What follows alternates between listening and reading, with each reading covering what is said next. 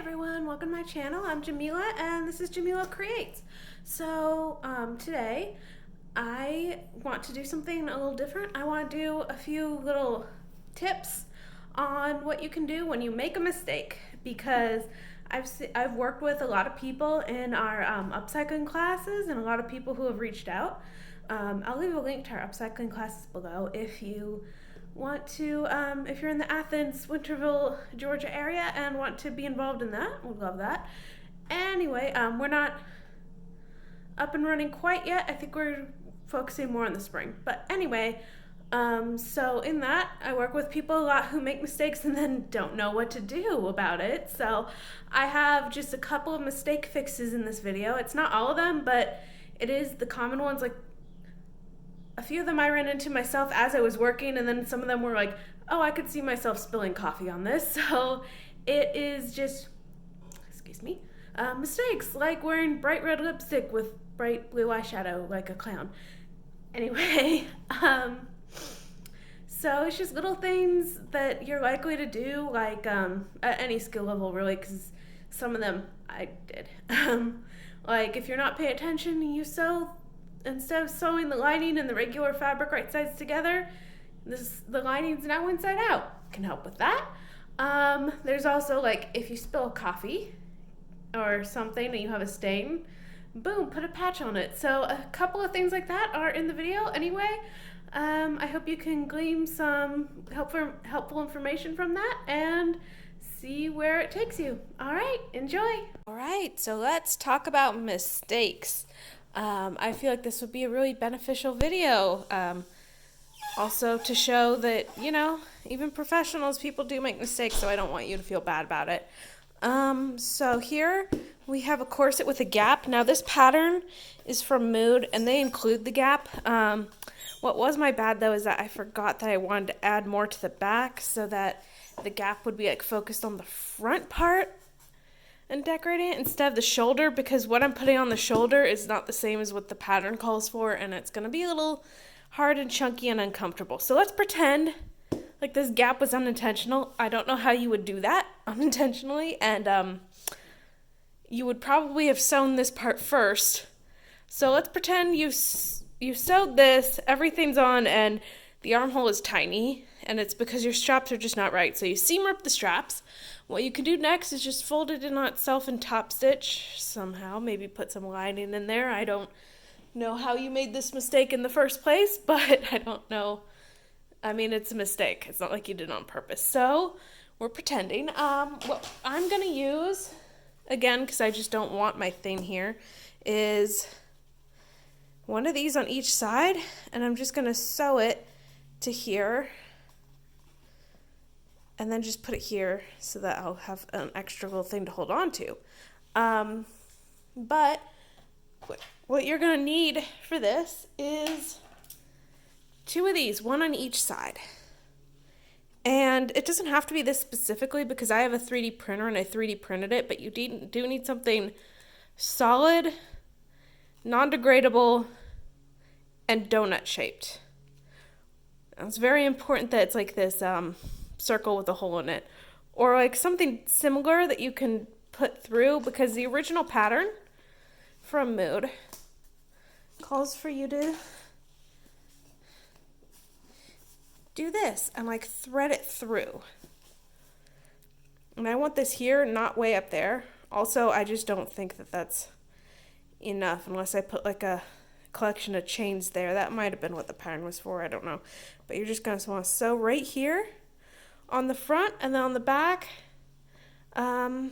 you want to do what I just showed you, but I'll show you again. All right, so first we're taking these things, and I'm just sewing them shut. So I ironed them on high heat already, and I'm just going to run a top stitch down here, just to keep it in place. And I'm using a 3 length on my machine. If you have a different machine, what you basically want to do is, oh, this is a little high,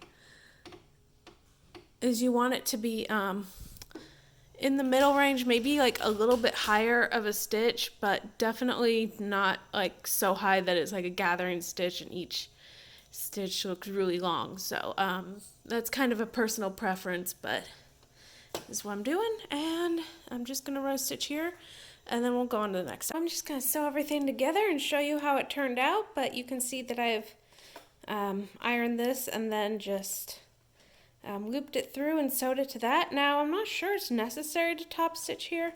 I might. We'll see how top stitching here goes, because I've done that before and it's not fun. But you can see that it's no longer like trying to battle the arc of the shoulder. It's now like against the like clavicle or side of the shoulder, so it'll just be a little bit more comfortable for the wearer like this. And I could just keep it looped like this if I want. There's no reason to keep it looped. There's no reason to not keep it looped. It's all kind of the same. So I'm just going to sew this, and I think I'll go like this. Another way you could do it is separating it out and have one on one side, one on the other. This is already finished underneath. I don't see a reason to do that, but I will show you the finished result. Now here's the finished piece. I also used the same technique to add in these little guys right here. That's specifically for my store. If you want to do that, you can. You don't have to. But in my store, we sell embellish kits. And what those are little chain links that you can decorate, and they have clips on both sides. And so certain garments I like to say, oh, if you buy this, you'll get a free embellish kit. So this little hole is for the clip, and then you can clip it onto this, and you have a little chain on your corset that also has a lot going on. But the main thing I wanted to point out was how the shoulders were done. Just like that. The back is corseted, and we have a finished, fixed piece. I also wanted to show you guys this, which, yes, rookie mistake, but I was tired. I'm human. So you can see I have these little linings, a ribbon of linings throughout. The design, what happened was that I didn't sew right sides together, the lining and this. I somehow sewed it with the lining inside out. So before I added this trim at the bottom, when it was still two separate pieces and they were only sewn together at the top, so the bottom was open, what I did was I held them apart. It's really important that you hold them apart so that you do this on this side and no stitches end up on this side. And I just took whatever seams were here, like the two darts, that's what that crossbody is, and the side seams, and I just prepared some, I had some ribbon laying around. It's really soft ribbon, so I think it was a tie belt to something, so make sure that's soft and comfy ribbon. Excuse me. And I just sewed it over everything and made sure it made an even X in the front so that it looked intentional. The key to fixing your mistakes is that they look intentional when you fix them. So this is the inside. What you could also do is just ignore it if you're a home sewer, you're just making stuff for yourself. But since I'm saying this for sale, I really couldn't just ignore it and let seams out. They can also like snag on things, and they get caught and fray more easily if you don't do that. So this is actually a good way to protect your lining seams. Besides that, all I used was this and a top stitch for everything, which is fine, but it adds a little bit more security to have this ribbon there anyway. So keep in mind that if you do things backwards like that, if you have a very limited amount of seams, like 4 was kind of a lot, so any more than 4 would probably be too much. You can just pin and sew a little soft ribbon lining to it, and it also gives it a little bit more structure when it's on the form too. So that is another way you can easily fix your mistakes. So we're playing a game of pretend for this one. Let's pretend I'm drinking my coffee or, doing something else, and boom, I spill it and there's a stain. We're not doing this in real life because messy, but we're pretending, and we're pretending that this is a jacket or a garment or something, and the stain is quite small, let's say.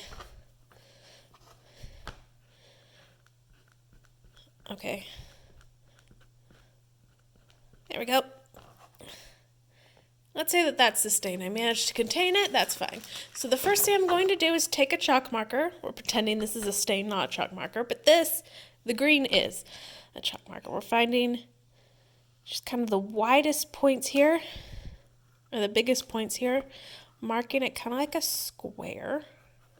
It's going to be a circle, but you know.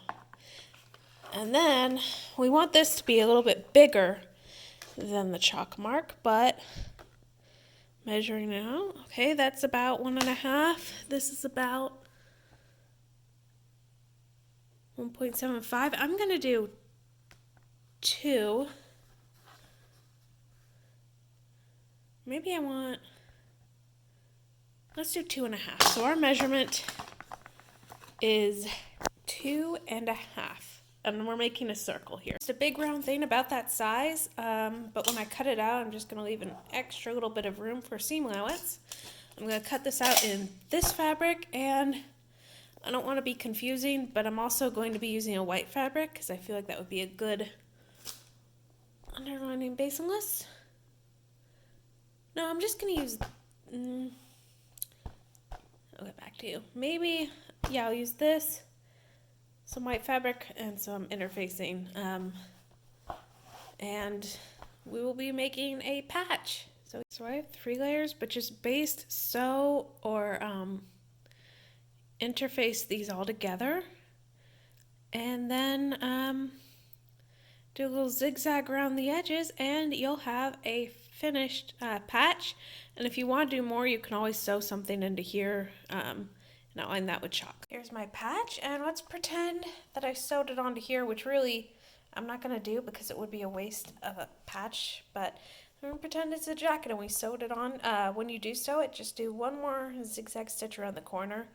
I've done 2 here already. The 3rd is the one that should attach it, and you're good. Now this is a sew-on patch that I did at home. I believe I have a tutorial. If I don't, I'll link a video on how to use the free motion foot on your machine.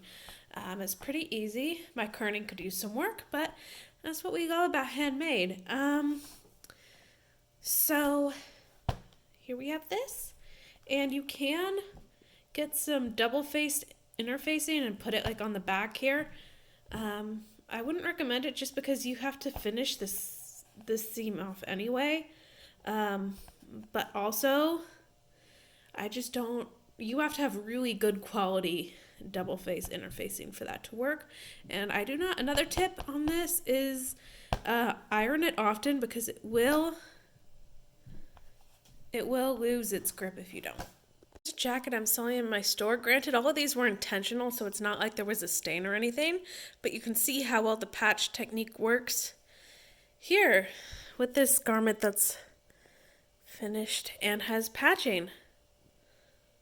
Concept if you get like a convenient stain like right here or where a pocket goes. With this one specifically, it was a company error because look how tiny this is. But I am just gonna put a pocket right here. And it's the same concept if you get like a stain or a spill where you like cut right here by accident, just slap a pocket on it.